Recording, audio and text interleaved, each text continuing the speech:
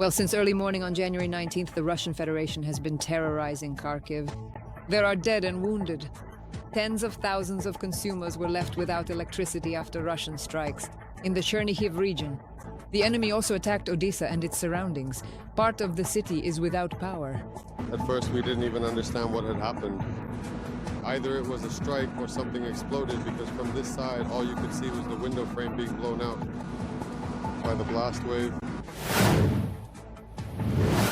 They placed their entire wager upon the bitter cold. The enemy army desperately hoped that they could utilize the frost to make a strategic advance toward the hottest sections of the front. Did this help the Russian occupiers? The heavy losses that have increased at the front are losses that are connected, among other things, to today as well, the weather. Russians always say, remember that Father Frost helps them.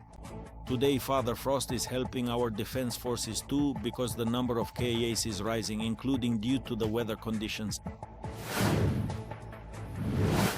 Poles have raised more than 3 million zlotys for generators for Kyiv after Russia's massive strikes on the energy sector. The goal is to purchase 100 generators, charging stations, sleeping bags, and fuel.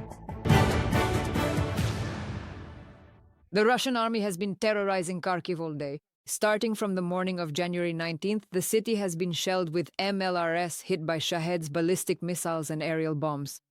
After one of the strikes with glide bombs on a residential area, a woman was killed. Another 11 people were injured and wounded. For more details, see the report by Natalia Belokudri. Around 3 o'clock in the afternoon, several powerful explosions were heard in Kharkiv. Russian occupiers struck the city's residential area with guided aerial bombs. They targeted only old houses and peaceful civilians. There were 3 direct hits. These were Kabu 250 bombs dropped on the Slobitsky district of Kharkiv. One bomb struck a private residential house. Unfortunately, it was destroyed to its foundation. Many houses were damaged. Right now, our municipal services are working to seal the buildings. In addition, 3 private houses have been cut off from the gas supply. The blast wave damaged more than 10 residential houses and outbuildings. This is already the 3rd shelling of Kharkiv today. In the morning, a strike drone fell near a residential building. Fortunately, there were no casualties. A few hours later, Russian forces shelled the city again. This time they used rocket artillery. The armed forces of the Russian Federation struck a critical infrastructure facility in Kharkiv. According to preliminary data, the attack was carried out using the Tornado-S multiple launch rocket system. Rescuers, medical personnel, and utility services continue to work at the impact sites. Debris removal and the search for people under the rubble of destroyed houses are also ongoing. Russian forces attacked 5 key energy facilities in the Chernihiv region. Tens of thousands of consumers and about 100 settlements have been left without electricity, according to local authorities. Drone strikes have been recorded in 3 communities. As a result of the attack, a 45-year-old woman was injured. She is under medical supervision. One person was injured as a result of a Russian drone strike on a residential building in the suburbs of Odessa. On the night of January 19th, the Russian army attacked the region with strike drones. The Russians also shelled an energy facility in Odessa itself. Part of the city is without power. More details about the consequences of this attack in the report by Ksenia Sitinskaya. On the ground, there are shards of glass, fragments of walls, and pieces of furniture. This is what the area near the apartment building damaged by a Russian drone strike looks like. Cars parked nearby were also seriously damaged. We were lying down.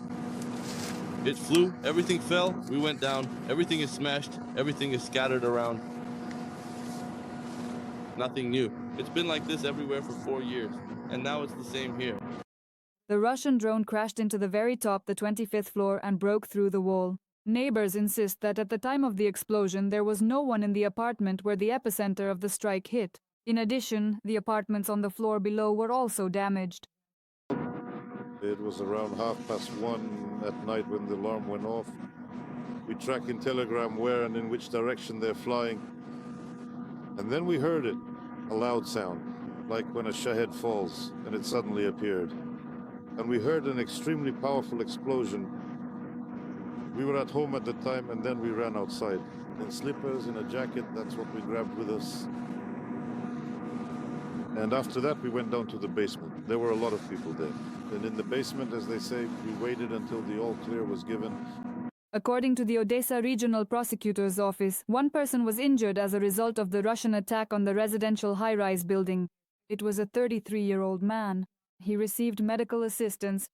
At first, we didn't even understand what had happened. Whether it was a direct hit or something exploded, because from this side, all you could see was how the blast wave blew out the window frame. I live on the 12th floor right here, and when the explosion happened, glass was flying everywhere. It was like that all over the building. We could hear all the glass that was falling like rain. Also, due to the Russian attack on the night of January 19th, an energy facility was damaged. More than 30,000 customers were left without electricity.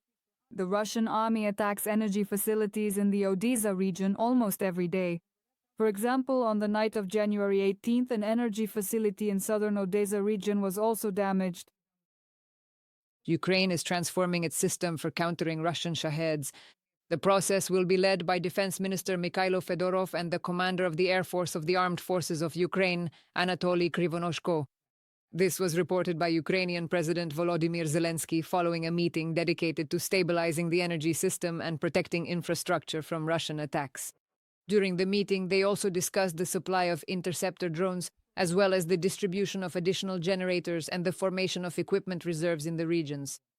The most difficult situation with electricity supply remains in several regions, particularly Kyiv, Kharkiv, and Odessa. Poles have raised more than 3 million zlotys for generators for Kyiv. This happened after massive Russian strikes on the energy sector.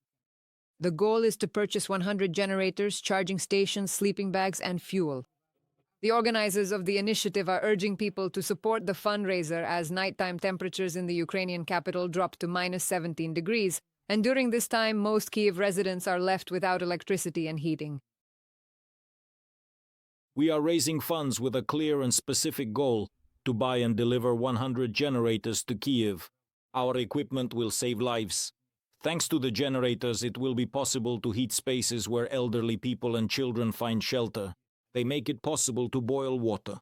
Every dollar or euro brings us closer to sending this life-saving shipment. For us, it's a gesture of support, but for them, it's a real chance to survive the winter. From the statement of the organizers of the volunteer fundraiser, Ukraine's Foreign Minister Andriy Sybiha thanked Poland for the Warmth for Kyiv initiative. According to him, such support is extremely important for all Ukrainians, especially now during sub-zero temperatures, and simply the ongoing Russian missile terror.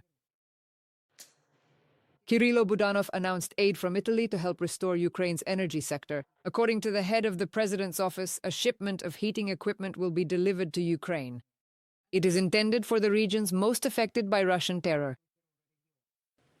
As part of the first stage, 78 industrial boilers with a total capacity of 116.5 megawatts are being sent to Ukraine. This equipment is essential under the conditions of constant attacks on our infrastructure. The second stage of support is planned for the next 6 months. During this time, Ukraine will receive more than 300 additional boilers with a total capacity of 806 megawatts. The equipment will be sent to communities that are currently suffering the most from enemy shelling. Kirilo Budanov, head of the office. This specific information was officially released and shared directly by the Office of the President of Ukraine through their verified and primary public communication channel on the Telegram messaging application, providing a formal update regarding the current situation and the ongoing developments within the nation's leadership and administrative efforts during this critical period. Zelenskyy and Fedorov also discussed auditing arms deliveries and launching an operational analysis of every strike by the Russian army. The audit of arms and essential equipment deliveries is ongoing to the troops. The number of drones for each combat brigade must be guaranteed. We continue to develop a technological control system for the battlefield and the actual destruction of the occupiers. The task is to launch tools for the fastest possible analysis of every enemy strike, every combat operation. I am grateful to everyone who provides the Ukrainian army with the most advanced solutions. Let me present the next solution. Volodymyr Zelenskyy, President of Ukraine, Telegram. The Security Service of Ukraine has captured a Russian national who participated in the execution of Ukrainian prisoners of war in October last year in the Kursk region. This was reported by Volodymyr Zelenskyy following a meeting with the top leadership of the Security Service of Ukraine. The president also coordinated new combat operations with them. And according to the head of state, Ukrainian special services continue systematic work to protect the country and bring war criminals to justice, as well as actively counter Russian sabotage operations in the rear and undergo internal transformation to strengthen state capabilities. The new Russian Geran 5 drones can cover a distance of almost 1,000 kilometers. This was reported by the main intelligence directorate of the Ministry of Defense of Ukraine. Experts have released a comprehensive technical profile of this strike drone. With a takeoff weight of 850 kilograms, it is capable of reaching speeds of up to 600 kilometers per hour. Its maneuverability and ability to climb to an altitude of up to 6 kilometers are provided by a Chinese turbojet engine.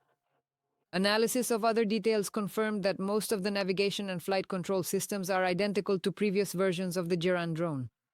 And despite Russian attempts to present the drone as their own breakthrough development, Ukrainian intelligence found key electronic components from China, the United States of America, as well as from Germany inside. Since the beginning of the day, there have been 79 combat engagements on the front line. This was reported by the General Staff of the Armed Forces of Ukraine. The highest number of Russian assaults has been recorded in the areas of Pokrovsk and Kharkiv. More details about the situation on the front line are coming up next. Russian troops continue to amass weapons and ammunition to reinforce the Sumy and Kharkiv directions. Agents of the partisan movement Atesh have identified the logistics route for delivering weapons and ammunition from the Volgograd region to the Sever group. The military cargo was transported by rail, then distributed among trucks and sent further along the route.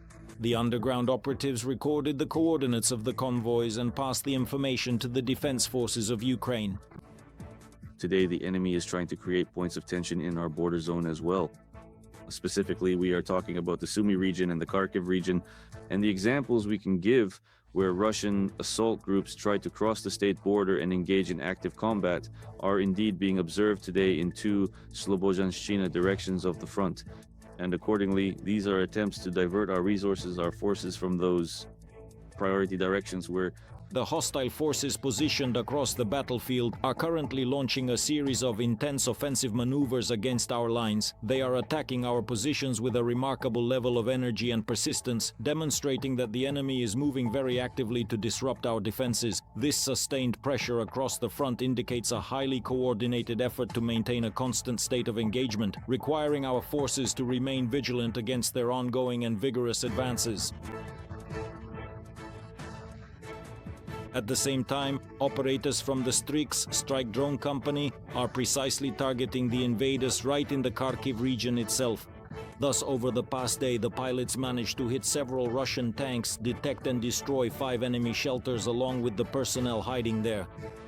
Meanwhile, in the Lyman direction, the Russian army attacked Ukrainian positions in the areas of the settlements of Novoselivka, Shandriholove, Kolodyazy and Zarekne.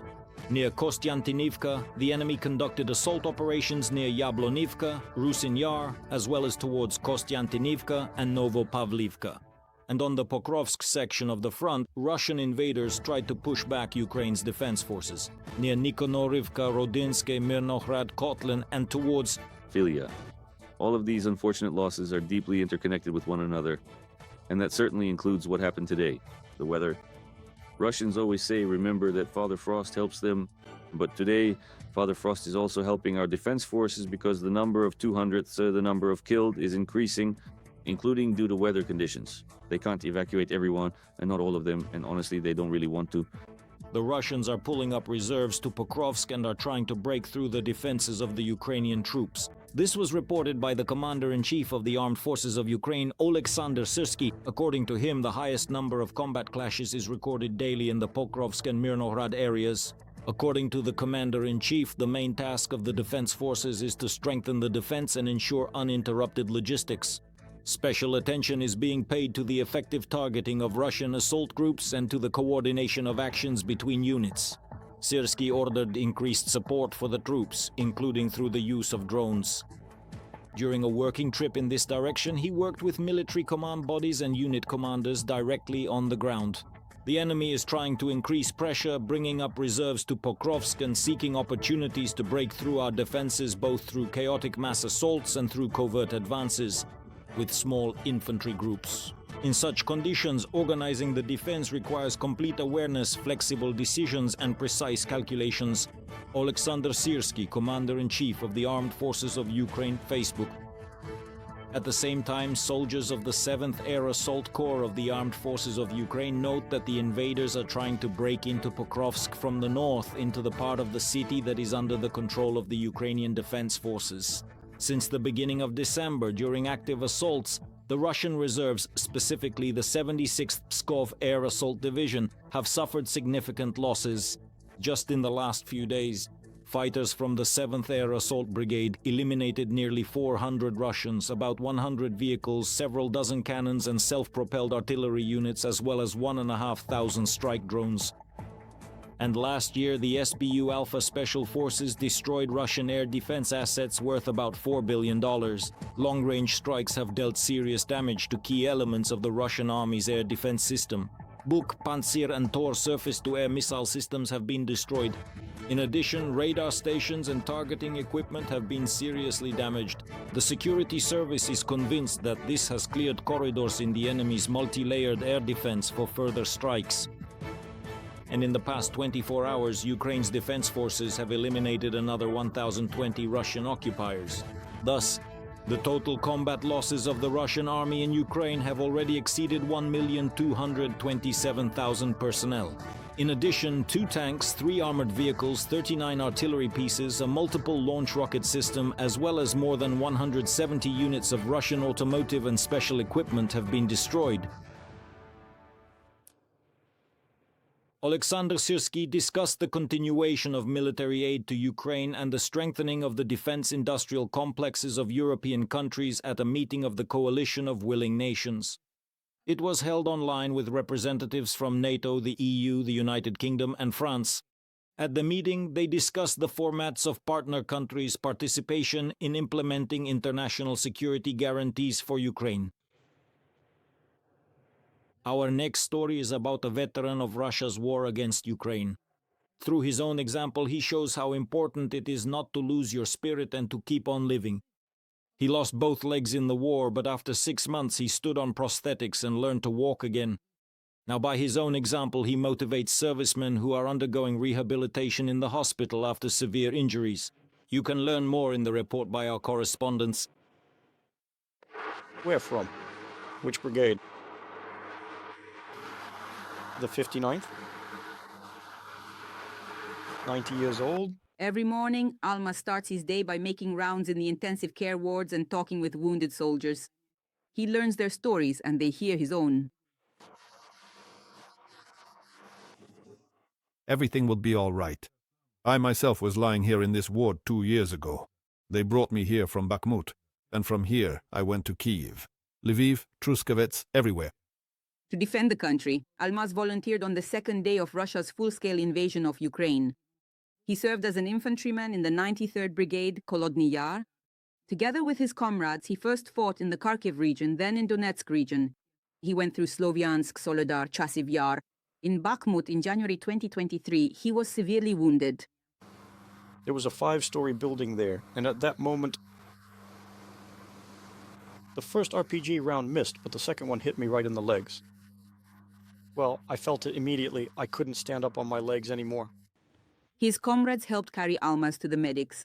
They were unable to save the man's legs. He underwent 18 surgeries and after half a year began learning to walk again. He says that at first he was in despair and didn't understand how to go on living. At that time, meetings with Paralympians helped him a lot. They would come to the wards to visit wounded soldiers and share their experiences with them. We would just talk, like I am now. Hi, I'm here. We sat down quietly. Across from each other and talked things through. Usually there were a lot of us. Through supporting each other one-on-one, through support, we build a new person, even though he has already gone through all those fears and horrors. That is a person who is unbreakable, and every Ukrainian soldier is unbreakable, because we all support each other. In the past, Almaz was a liquidator of the Chernobyl nuclear power plant accident. Now he is a mentor and rehabilitation specialist for servicemen after severe injuries. In 2024, Almaz was invited to become an ambassador for the veteran support project Titan UA. That's when he started visiting the hospital and helping the military personnel. 4 months later, the man was offered a job as a representative of the veterans movement at the hospital. And they didn't regret it. Almas finds the right approach for everyone. They see that I'm just like them. They see that I'm just like them. They see an equal among equals. That's the principle of my community. Titans UA. Not every civilian can approach a soldier and just start telling them something, and he won't understand them. But when I speak, that's how it should be done. I can talk to them tough if needed or say tskitsk, and they'll understand me. Almas doesn't hide the fact that walking on 2 prosthetics isn't easy. You have to maintain your physical fitness every day, and that's what he teaches his fellow soldiers who have been wounded. Strength of spirit is something you're given. You nurture it from childhood. Either you have it or you don't. During his time working at the hospital, Almas has helped dozens of soldiers believe in themselves. He says that interacting with the wounded helps him as well, gives him more energy, and motivates him to keep working.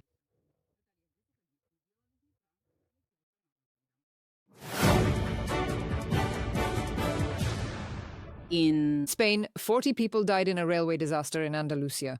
More than 70 others have been hospitalized. On Sunday evening, several cars of a passenger train heading to Madrid derailed and blocked the adjacent track, where they collided with an oncoming passenger train.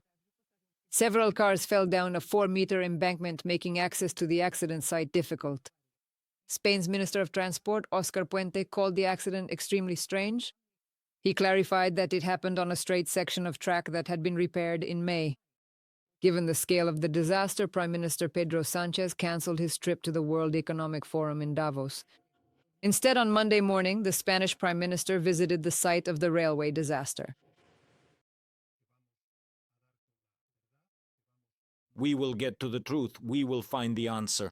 And when this answer about the origin and causes of this tragedy becomes known with absolute transparency and absolute clarity, because otherwise it is impossible, we will make it public. I believe that today is a day of mourning for all of Spain, for our entire country.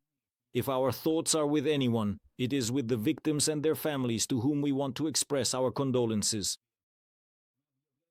A 2-day official mourning period which will begin tonight at midnight and last until... As the final seconds of Wednesday fade away and the clock strikes 12, we officially reach the moment of midnight on Thursday, marking the very beginning of a brand new day filled with fresh possibilities and the quiet stillness that only the deepest part of the night can truly provide to the world around us.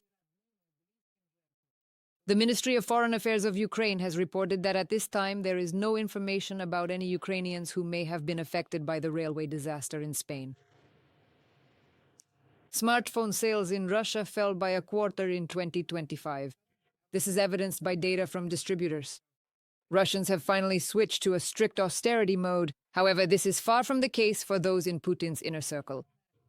Even the central bank's decisions to raise the key interest rate on bank deposits have become a source of enrichment. You can find more details about this in the report. Kremlin officials, deputies, senators, heads of state companies, and their family members. They earned 1 billion rubles just from interest on bank deposits, which soared after the central bank's decision to raise the key rate. For example, according to the publication Important Stories, the head of Rosneft, Igor Sechin, received almost 4,800 million rubles in income. At the same time, bank deposits are far from all of Sechin's assets. Back in 2022, the American Forbes estimated his fortune at $800 million. Sechin's colleague, chairman of the board of directors of Gazprom, Alexei Miller, earned just under 4,570 million rubles in interest.